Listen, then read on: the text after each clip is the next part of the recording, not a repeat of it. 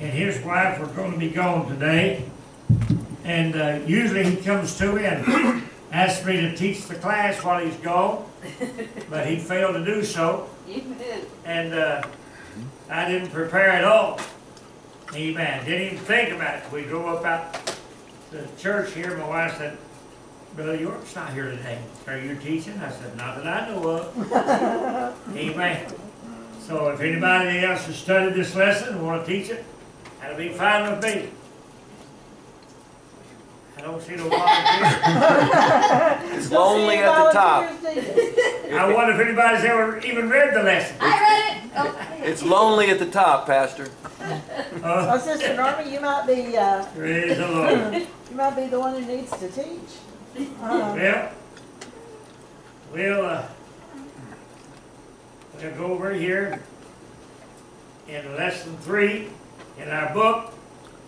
Everybody got a Sunday school book? Yes, sir. Well, I do. Amen.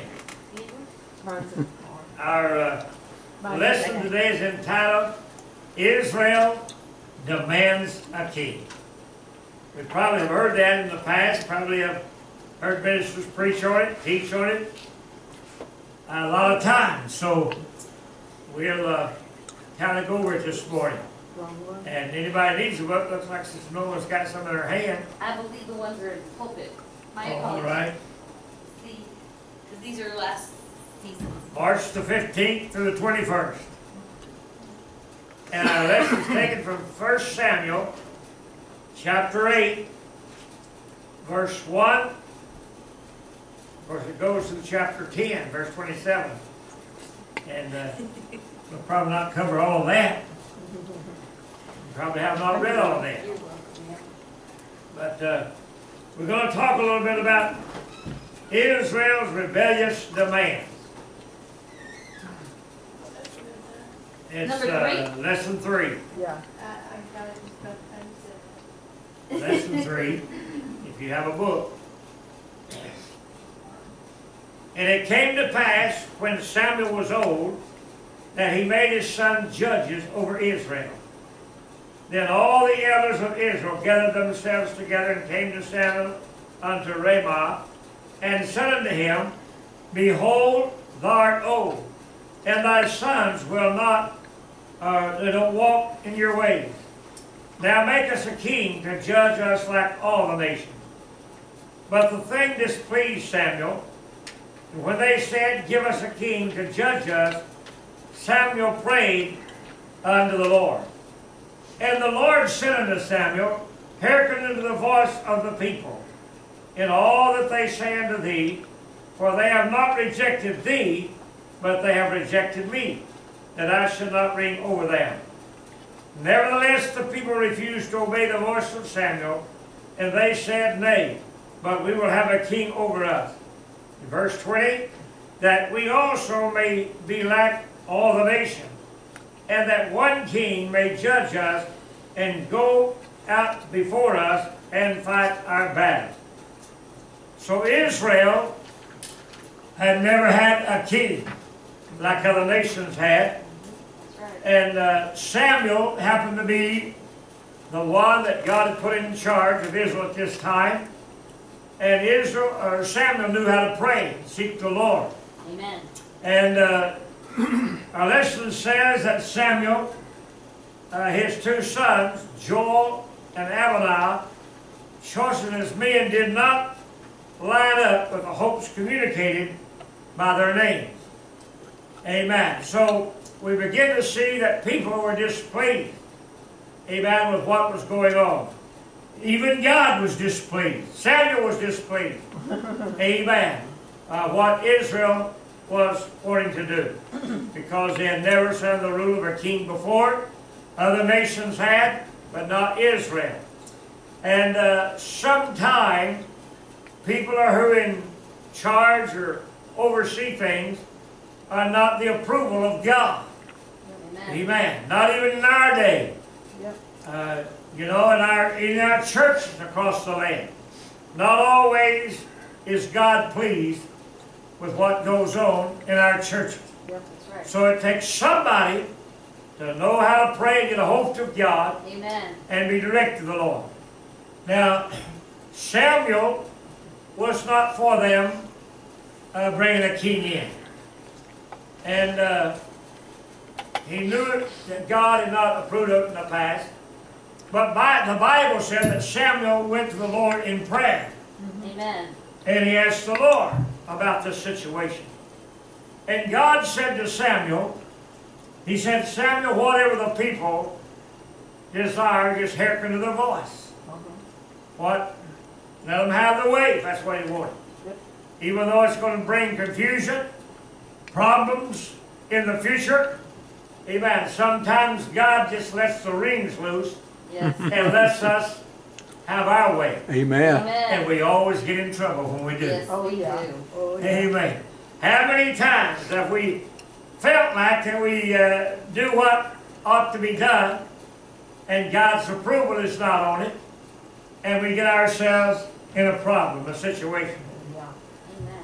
These fellows, amen, Samuel's sons, they chose not to walk in the ways of their fathers. And we have sons today that don't do the same, they do the same thing. Amen. They fail to walk.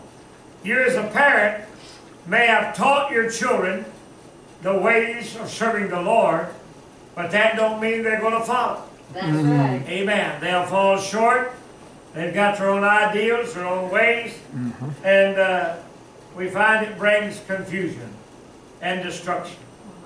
I always used to say when I was pastoring, I'd hope the day would come when it come time for me to retire from my church, that my son would be able to just take in and follow in Dad's footsteps. But his views were not like that. Amen. His desires were not like that. Amen. And he don't always follow the teachings that I've had.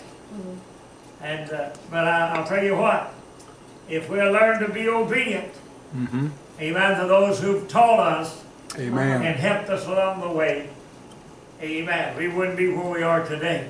Yep, that's right. So many times, and most of you parents know that there's so many times that your children just did not obey what you wanted them to obey. That's right. They did not follow the plan that you've laid down. Yep. They had their own desires and their own ways. And so they chose those ways. And I feel a lot of the reason why that our nation is where it's at today. Amen. First of all, because parents did not control their children. And so if they did not control them, how do you think those children are going to raise their children? That's right. Yeah. And so we get further and further away from God. Yep. Amen. The ways of the Lord. And it's very difficult. I thought about what Brother Keith was teaching last week. Amen. About the fellows that was put into charge of being the priest of the tabernacle or the temple. And they did not follow God's plan. And I remembered a pastor who had followed me when I left Irving. He took the church and had been there for some time. Before he took it, they had just redone the parsonage. Spent over $7,000 at that time on redoing the parsonage. And he was the type preacher that would go down to the jailhouse in Dallas and bring young boys to spend the weekend at his church and at his parsonage. They tore the parsonage up. They shot the oven door with BBs and broke the glasses out of it. And then the report came that he was allowing them to ride their motorcycles in the church building. The building was quite a bit larger than this one. Yeah. And he allowed them to ride their motorcycles around in circles around in the auditorium. And I thought, my, that's not going to help anything at all. That brings problems and trouble on the church. And sure enough, he had those. But he allowed it to happen. Yep. Amen. And so I think sometimes we parents have slacked up on raising our children after the articles of God and the statutes of God. Let them do their own thing. And after a generation or two down the line, we've got a lot of difficulties. Yes, sir. We've got problems. That's right. Amen. Yep. And that's why our jailhouses are filled up. That's why our prison cells are filled up. Amen. Amen. Growing all the time, simply because we have failed to do what God said do. Well, Pastor, Yes, go ahead. I was going to say, you know, Israel was just the way our generation is, and I guess it's always been. It's like they wanted a king because everybody else had a king. Yeah. You know, I have to wear these jeans because everybody else wears these jeans. I have to go to, you know, to the mall because every other child is going to the mall. I have to do this because everybody else is doing it. And that's really, it's been traditional that that's what we have a tendency to do. Everybody, we have to follow what the world is doing instead of setting a standard for what the Lord is doing. Amen. If we don't follow the standards that the Scriptures lay down to us, and we get slack on it, always going to be problems. Amen. Amen. And it's hard to straighten out problems when they have built up within humanity. That's right. I listen on Sunday morning to the political leaders on Channel 4, and they're talking about this morning, where does Congress play, and what are they supposed to do, what does the president have authority to do, and all of these things. And it's a difficult situation. Amen. They don't agree on what they've been brought up in, are supposed to be. And that's why so many times the president, he even told the senators and the Congress as well, he said, if you don't prove what I want to put out there, I'll just take my pen and sign the paper. And that's what he's done over the last several months. And of course it's been displeasing to a lot of people in America, but others follow it. And they go along with all of it. So we have to cipher out what's best. Apart from another justice system, fighting against enemies was probably an important matter for Israel. And at that time, the entire nation of Israel was not likely to respond as a unified force in the face of an attack. Individual tribes have fought from time to time, but a king could establish a standing army, put somebody in charge, like we have an army today, a Navy, Marines. There's somebody in charge of those, and what he says, amen, they're supposed to listen to.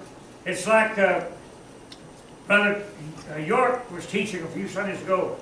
The pastor is always right. Amen. The pastor has the authority. Amen. The pastor's in charge. Amen. So when things are going bad in a church, who do they blame? It's the pastor. The pastor. Amen. If things are not going right, and things are not being accomplished, I was talking to Wayne one day this week. We was talking about, in fact, I brought up the subject about when they're working on the highway down here, and they got all of those white pickups with a yellow light on the cab, and those fellas are sitting in them all over the place. I said, man, those fellas have got good jobs. They don't get out in the mud. They don't get out in the rain. They just keep that light blinking. They sit around the pickups, and they're all up and down the road down here. You can see them all over the place. But then we said, well, they have a responsibility. They have a big job to accomplish. They do. And if something goes wrong, who gets the blame? Those guys in the That fellow that's sitting in that white truck. Because he's supposed to know what's going on. Supposed to know it's going right. And everything's in order. And if he don't get it done right, he has to accept the responsibility. And so it is with a pastor of a church.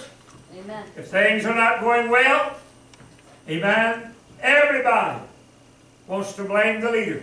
Amen. Because they have the charge. Amen. And so this is what Israel was wanting to do. They was wanting to get somebody that they could put in charge and put the responsibility on them.